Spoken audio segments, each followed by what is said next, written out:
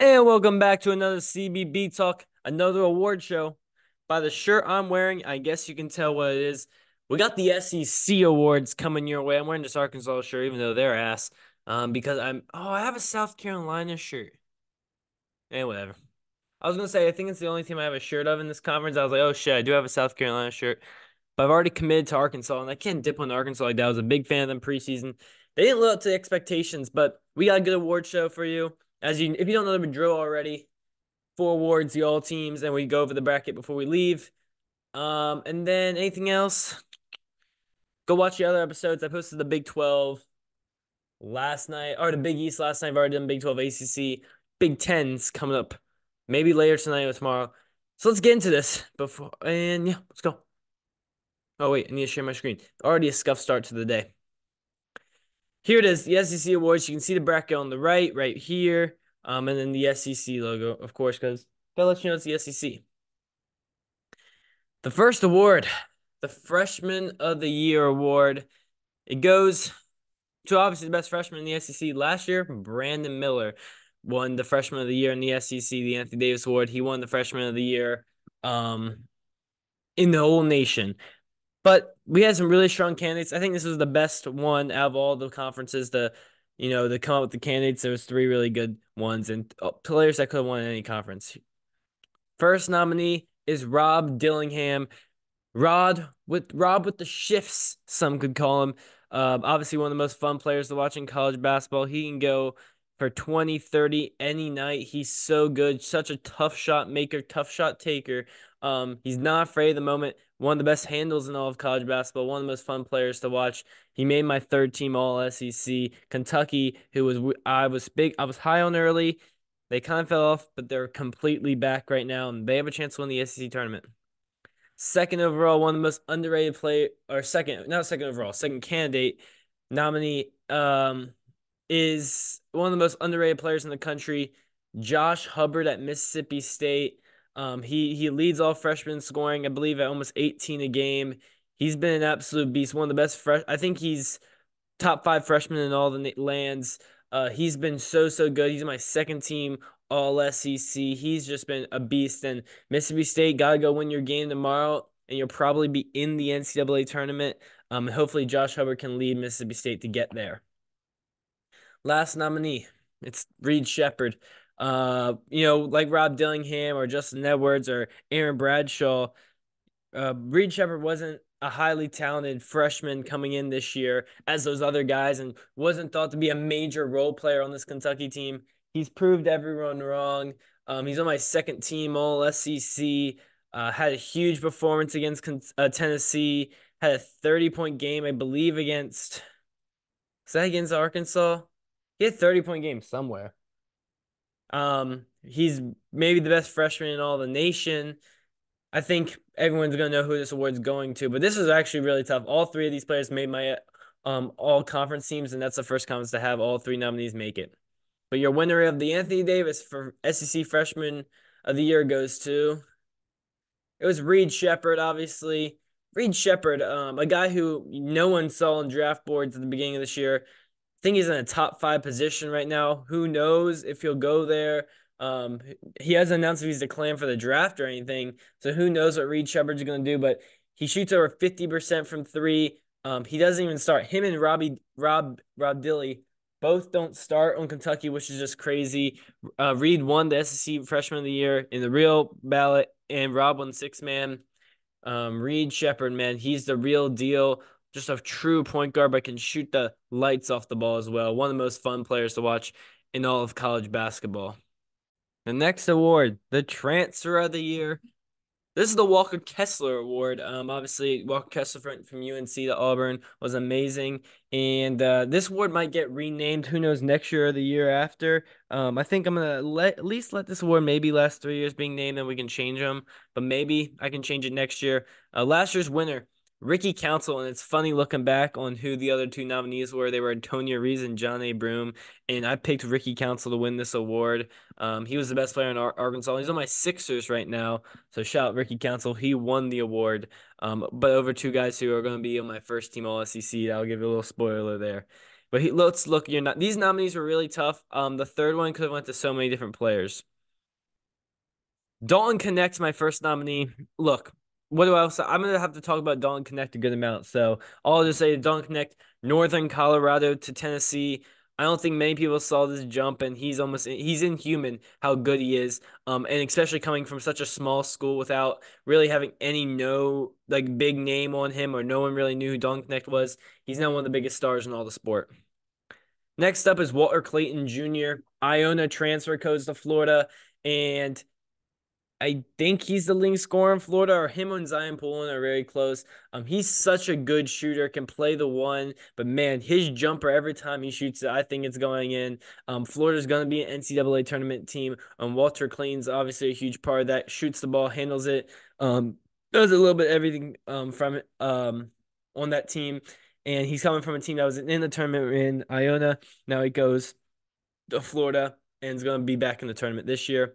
The last one, I went with Allen Flanigan. I wanted to get a guy kind of a lesser known team like Ole Miss, a team that had a very successful year and won't be in probably in the NCAA tournament, but still a good year. One under Chris Beard, a guy who transferred from within the conference from Auburn to Ole Miss. I think he's taken over that Ole Miss team. Him and Matthew Morrell, a good duo, but Flanigan can do it all on the defense end. He's taken a huge jump. I think he's improved a lot since his Auburn days. But this award could have went to Aaron Estrada. Even could have went to Zion. I wanted Zion Pooling could have been on there. There was a lot of guys who definitely could have won this award. Trey Mitchell. But I wanted to go Khalif Battle, Tremont Mark. All those guys definitely could have been on there. But I wanted to give it to a kind of Allen Flanigan guy who transferred within the conference and got a lot better. But we can see he was third team, Clayton was second team, but the first team guy, Dalton Knecht's going to win this award. Dalton Knecht's I mean, what I say, he's inhuman. 40-point game against Kentucky in a loss, many 30-point games. I feel like when Dalton Knecht's on fire, you just have to accept the fact that he is and try to go win a game by outscoring him. And look, two of his best games were against South Carolina, Kentucky, where they both lost. But look, Tennessee, if they're going to go far in this tournament, it will be because Dalton Knecht. He's going to have to put up 25, 20, at least 20 a night, probably 25 for Tennessee over those 4 games. They want to be in the Final Four, and he's definitely capable of it. He's the man. And coming from such a small school to being in Tennessee and probably being a Finals for National Player of the Year, it's honestly just remarkable. Coach of the Year. This is the Billy Donovan Award. Last year's winner was Nate Oates, who led Alabama to be the #1 overall seed in the NCAA tournament. This year, it was tough, and I have 3 new nominees. None of these nominees were in the running last year, which has been kind of common. I got Rick Barnes. Obviously the 1 seed in the SEC, won the regular season title out. I'm pretty sure outright there. In Knoxville. Very impressed with what Rick Barnes done. This is one of his best Tennessee teams he's had yet, and maybe that he can finally break through and get to a Final Four. Or under Tennessee. He may have been has he been in a Final Four before in Texas? I don't actually know if he has ever been to a Final Four. Next up, Lamont Parrish in year 2 in Columbia. He's turned his Gamecocks team into a tournament team, something that no one really saw coming. South Carolina is not used to being in the tournament. They'll be in it this year. It's a great story. One of the most underrated teams in the country. I think a lot of people sleep on them, and I think Vegas sleeps on them. They're usually underdogs in games where I really don't believe they should be. Last candidate is Bruce Pearl. This was a tough one. I went with Bruce Pearl because Auburn was not in my top 25 preseason. I don't think they were in the AP poll top 25. Never been a top 15 team really this whole year. Has been in the top 10. Just an amazing job off their team. I think was a they made it to the second round last year, but didn't have many expectations. And they brought back Johnny Broome, brought in some transfers, some bit players, and they've have a really good deep roster, and they could definitely make a run in the NCAA tournament here. They're going to be probably around that 4 seed range, and they are going to be a dangerous team for sure in the NCAA tournament.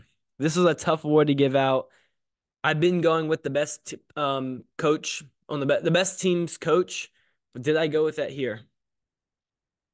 I didn't. I went with Lamont Paris for Coach of the Year. Kind of just the underdog story. South Carolina team, I think, was picked last in the conference, and I think they finished second going to the NCAA tournament. Could be a top 5 seed in the NCAA tournament. It's really just a great story. They brought in, some unknown freshmen, some transfers, brought back like guys like Michi Johnson to lead this team, and they've been really good. Talon Cooper's another one. South Carolina is just one of the best stories in all of college basketball, and who knows how far they're making in the tournament. But for the regular season, Lamont Paris is going to win the SEC Coach of the Year and take home that Billy Donovan Award. So we've had an Alabama and SEC coach and a South Carolina coach take home the Coaches of the Year. Last, the Mac Daddy, the Shaquille O'Neal Award for SEC Player of the Year. Obviously, Shaquille O'Neal. Oh, I didn't even put last year's winner on there. Last year's winner was Brandon Miller. I got to go put that on there. Brandon Miller did win last year's Player of the Year. But let's check out this year's Player of the Year nominees, the top 3 candidates. Number 1, Antonio Reeves. As you can see, he was a last year Transfer of the Year nominee in the top 3, and he's a first-team All-SEC player this year. What a year for Antonio Reeves. He's averaged the most points under a player, under Calipari at Kentucky. Right now he is over 20 a game, which is just remarkable. Of all the good players that come out of Kentucky, it's Antonio Reeves. Just a leader on this team, a veteran in a young locker room. And Kentucky's really dangerous, not just because of the freshmen, because of the consistency that Antonio Reeves brings night in, night out. Number 2, Dalton Knecht, talked about him a lot. First team All-SEC guy and this year's SEC Transfer of the Year. And then final candidate, I went with Mark Sears from Alabama, 20-point per game guy. Alabama only has one guy on my teams, and it's Mark Sears.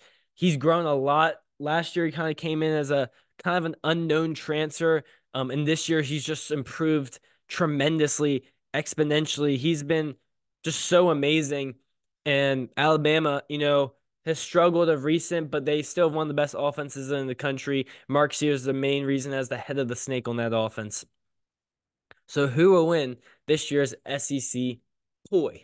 The Shaq Award, the Shaquille O'Neal Award. This kid, the kid, Dalton Knecht. It's a connection. I don't know. We need a nickname for Dalton Knecht. Maybe he already has one. What else can I say about him except just tremendous player? He's going to be in the All-American first team. He's going to be most likely a finalist for the Wooden Award. A guy's going to be maybe the runner-up. He's that good. It's just insane the improvement he has had from last year. I mean, from being unknown to one of the biggest stars in all the sport, which is great to see. Let's look at this year All-American team, or your All-SEC teams I run through. First team, Mark Sears. We already talked about Mark Sears from Bama.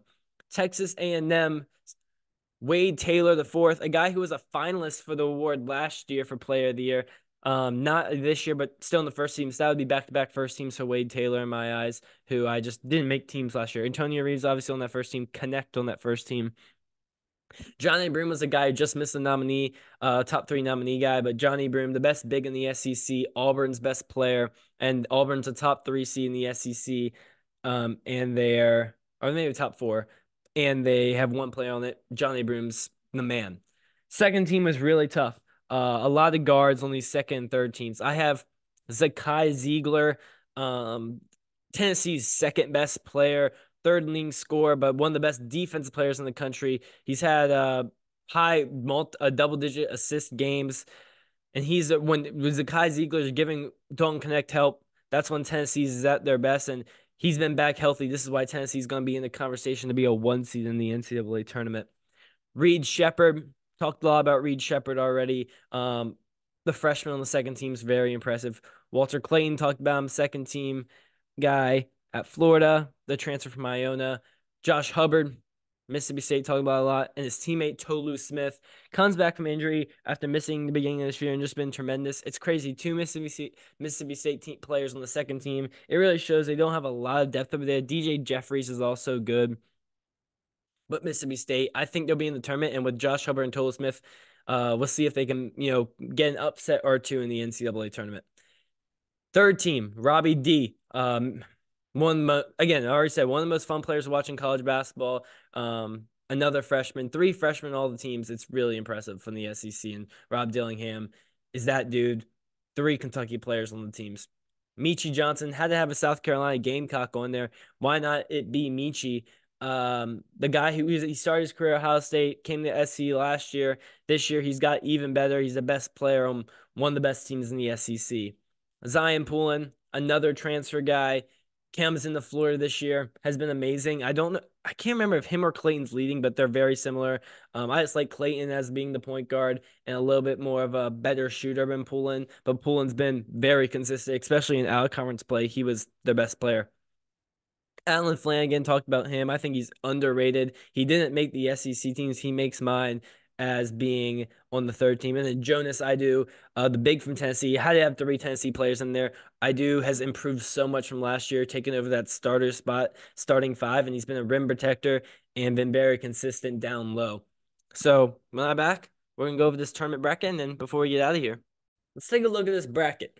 Vanderbilt, we're going to give my predictions. I'll give my seeding for teams, what I think they're going to be. Vanderbilt, Arkansas. Arkansas was going to be on nominee probably for the most disappointing team of the year. I'm going to say Arkansas wins this game. Khalif battle, Tremont Mark. They hopefully can will pass Vanderbilt. I mean, that should be too hard. And can Missouri get their first SEC win of the year? I'm going to say no and say Georgia wins. I thought Georgia was going to be a sneaky bubble team this year. They fell off the second half, but I really like Silas DeMar, who's from the Raleigh area. The Kane Blue, good shooter over there. The Virginia transfer, I'm pretty sure, is on the team, like Abdul Rahim or something like that. Give me Georgia beat. I mean, Missouri hasn't won one game in the SEC play. They're terrible. They went from winning a game in the NCAA tournament to sucking mad. You know what? I mean, wow. It's crazy. I mean, I don't know Dennis Gates. Give him another year because he made the tournament, but next year's a big year for Dennis. 9-8 matchup. Mississippi State, LSU must-win game tomorrow for Mississippi State. I'll take them to win. Josh Hubbard, Tola Smith. I'll take Mississippi State to get past LSU. Arkansas, South Carolina. Give me the Gamecocks to get the job done there. Michi, I just like this. I believe in Lamont Parrish, man. I think he's a real good coach. Ole Miss A&M. A&M's in a must-win game here. They got to go win 2 games, I think, to get in. They're going to get this one and set up a big rubber match with Kentucky. That was what I'm looking for. They split the regular season. Big one there in Lexington. Then I'm going to take Florida to beat Georgia. I took all chalk there, but I'm going to do it. Then Tennessee, Mississippi State. I could see this being a slippery game for Tennessee. I really could, but I think they'll get extra rest. They're going to be angry after Kentucky loss on Saturday. Almost a week off for the Vols. I think they'll sneak past Mississippi State in a real close one. South Carolina, Auburn, give me the Gamecocks to roll on and get to that semifinal. They're going to be riding high off of victory. And I'm not a big fan. I'm not a huge believer in Auburn. I think they could be a little bit of some computer trickers. A&M, Kentucky. These teams played twice in regular season, split, I believe. The A&M game against Kentucky was huge at A&M. These are going to be 2 high-scoring teams. I'm going to take Kentucky to win. And I think that would ruin. I think that would ruin the A&M chances of making the tournament. I think they might be on that first 4 out or just out of that. But if A&M does win this game, I would see them on that right side of that bubble, though. I really would. Then Florida, Alabama. I'm taking the Gators to get to that semifinal game. I'm not a believer in Bama, man. They've been outside my top 25 for a little bit. They play no defense, and I think Florida's guards are going to overwhelm Bama's and outplay them and outscore them. They also split the regular season. Tennessee versus South Carolina. I'll take Tennessee to get to the final, and I'm taking Kentucky to get to the final. So a rubber match between those 2 teams. Both teams were on the road earlier. But I'm going to take the Wildcats to go win this SEC tournament, and then they will be the most trendy 3 seed, 4 seed to win the Natty if that happens. I'm going to take Kentucky. I love their firepower to win the SEC. I feel like that's kind of been the common pick, but I'm Big Blue Nation. What can I say? BBN, baby. All right. I really hope you guys like that award show. Let me know your comments. Go watch the other ones. Get ready for the Big Ten one coming your way, and keep watching College Hoops. There's some good games on right now as I speak, and I'm going to go watch them. Bye.